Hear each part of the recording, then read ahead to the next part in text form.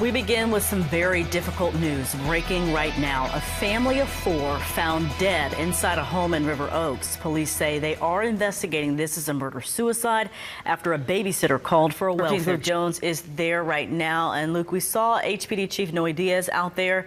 It's a tough scene for everybody to process. Heartbreaking? Yes, very. It's just, you feel for the family and for them, and it's just tragic. Too much violence. Shocking, absolutely shocking. It's tragic. It really, really is tragic, and it just shouldn't happen. Anyone that has been in that restaurant, or even seen them from far away, or even followed them on social media is going to feel this loss. But I didn't feel like I could believe it until I heard it, that it was actually them. Because it's just so hard to believe. Sunday night, Di Mitchell was on the phone with friends. She was laughing, planning, talking about a dress she had just bought for her sister's wedding in Boston. She and her daughter Maya had spent that Thursday afternoon picking it out together. 8 years old, already making sure her mother was set. Nothing sounded wrong. By Monday evening, nobody had heard from the family. The babysitter had been calling since Sunday night. When the silence stretched into Monday and nobody picked up, she did what you do when something does not feel right. She called Houston police and asked for a welfare check. Officers arrived at a $1.3 million home in River Oaks.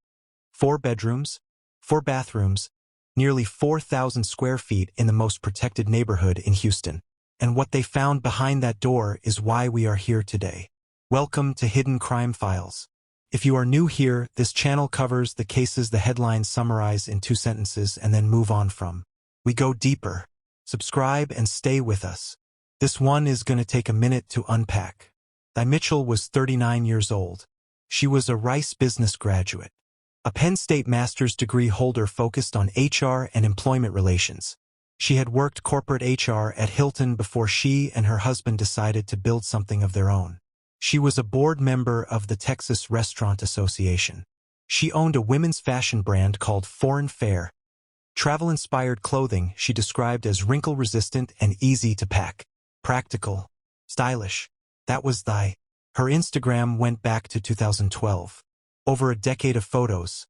Street markets, family dinners, travel content from Vietnam to Mali to Jamaica to France. Business milestones, anniversary posts, funny videos with her husband. A woman who was fully present in her own life and not afraid to show it. 3 days before she died, she posted a video about that dress shopping trip. She and Maya had spent the afternoon picking out dresses for her sister's wedding. She wrote, "Maya picked her dress and made sure I was set too. That was Thursday. By Monday, she was gone. Her daughter Maya was 8 years old. Her son was 4. And according to multiple sources close to the case, Di was pregnant, expecting their 3rd child, when she was killed." Now let's talk about Matthew. Matthew Mitchell was 52 years old. His father, Dr. Jerry Mitchell, was a professor at Baylor College of Medicine and served as CEO and president of the Texas Center for Drug Development. Matthew came up through that company, serving as vice president under his father, eventually stepping into the CEO role when his father retired. Then he and I made a pivot that surprised people who knew him from the corporate world. They built Traveler's Table in Houston's Montrose neighborhood. The menu pulled from every country they had ever visited. In 2021, it was featured on diners, drive-ins, and dives. In 2023, one of their chefs competed on Beat Bobby Flay. By 2025, it ranked number 2 on Yelp's top places to eat in Houston.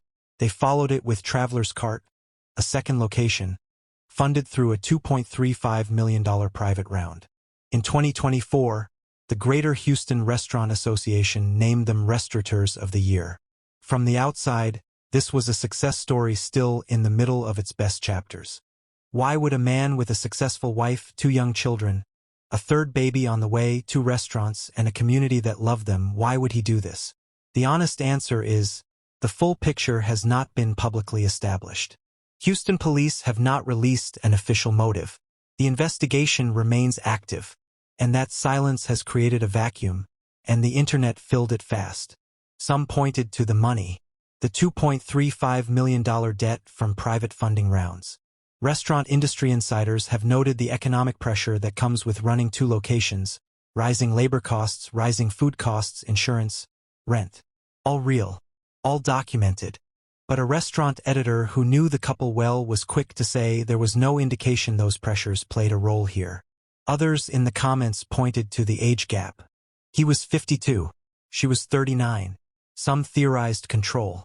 Some theorized ego. Some theorized fear of losing everything. Could it have been staged by an external perpetrator? Investigators examined the scene. The evidence pointed to Matthew. There is no indication of a third party. Here is what we do know. No prior police calls to that address. Not once in 6 months. No restraining orders filed in Harris County courts. No legal filings of any kind. No documented incidents. No call for help from Nye. No signal that came through any official channel. Weeks before the murders, Nye and Matthew were in active planning mode, building a new menu for the World Cup. She was shopping for wedding dresses with her daughter. She was posting about aging and laughing about her future with her husband. And then there is this one detail that has surfaced through sources close to the case. It has not been officially confirmed by Houston police. It should be treated as unverified. But multiple sources close to the family have alleged that in the period leading up to that Monday, Matthew had been experiencing paranoia. What triggered it? What form it took? What the people around him saw or did not see? None of that has been publicly established. But paranoia, particularly when it goes unaddressed, can reshape how a person understands their own reality. And that is where this story gets both more complicated and more tragic. Let us be exact about what investigators have and have not found. Harris County Court records. Nothing. No divorce filing. No restraining order. No protection order. No civil dispute between Matthew and Nye. Not one filing. Houston Police Department call logs. No prior calls to the Kingston Street address in River Oaks in the 6 months before the murders. Friends who spoke to Nye on Sunday night reported nothing unusual. She was present. She was planning. She was being Nye. Matthew was supposed to join a group of friends for dinner on Monday night. The same Monday night that Houston police were entering his home and finding his family. This is the part that matters most. The absence of a record is not the same as the absence of pain. Whatever Matthew was carrying in those final days, whatever was building inside that house, it did not register in any document, any court record, or any police report. That is not unusual in cases like this. Domestic violence researchers have documented for decades that the most dangerous cases are often the quietest ones. The homes where nothing appears in the official record until everything appears at once. And yet, Nye's own posts tell a different story than a marriage in distress. On April 24th, 10 days before her death, she posted a video on Instagram. She was joking with Matthew about aging. She wrote, "He thinks we'll grow old together. He will, but I'm Asian. I didn't have the heart to correct him. It was a light moment. A couple laughing at themselves. The kind of post you make when life is good and you feel safe enough to joke about the future." 10 days later, Houston police responded to a welfare check at their home. And nobody in that house was going to grow old together. Now here is what a close friend wrote about Matthew after it happened. Not an accusation. Not an excuse. Just someone who knew him trying to make sense of something that may never be fully explained. She wrote, "Matthew, there are no words for the weight you must have carried. This kind of pain doesn't make sense. And that's what breaks me. Love was there and still it wasn't enough. Love was there, and still it was not enough." That sentence is the heaviest thing in this entire story. Before we get into the financial picture, hit subscribe if you are not already on Hidden Crime Files. We cover cases like this one, the ones where the outside looked fine and the inside told a completely different story. Every case, no filter. Hit the bell so you do not miss the next one. Now let's look at the money, because this is where the comment section spent a lot of time, and the facts are worth examining carefully. Traveler's Cart, the second location, opened after a $2.35 million private funding round. That is not unusual in the restaurant industry. Private funding rounds are a standard mechanism for expansion. But it does mean debt, notes owed to investors, payments due, performance expectations attached. Who owns those notes? Are they behind on payments? One comment asked exactly this. Here is what we know. The restaurant community in Houston described the couple as operating confidently and with forward momentum as recently as weeks before the murders. There was no public sign of financial distress, no bankruptcy filing, no defaults on record. But restaurant economics are brutal right now. Anyone who has watched the industry over the past 3 years understands this. Labor costs are up. Food costs are up. Insurance costs are up. Rent in a neighborhood like Montrose does not go down. The Mitchell businesses were not just restaurants. They were identity. They were community. They were the public face of a couple who had built something real. And when your identity is tied to your business, financial pressure does not stay in a spreadsheet. It follows you home. Was that the trigger here? Was Matthew looking at numbers that the public never saw and feeling a pressure that nobody around him could feel? The people who knew him best say there was no outward sign. Friends described a man who showed up to things, planned things, responded to things. A man who, by all external evidence, was still inside his own life. And yet the paranoia allegation sits in the record. Paranoia, particularly acute paranoia that comes on suddenly, can be a symptom of something medical, a psychiatric break, a reaction to medication, a neurological event. It can also emerge from sustained, unspoken pressure that finally overwhelms a person's ability to process reality. None of this justifies what happened.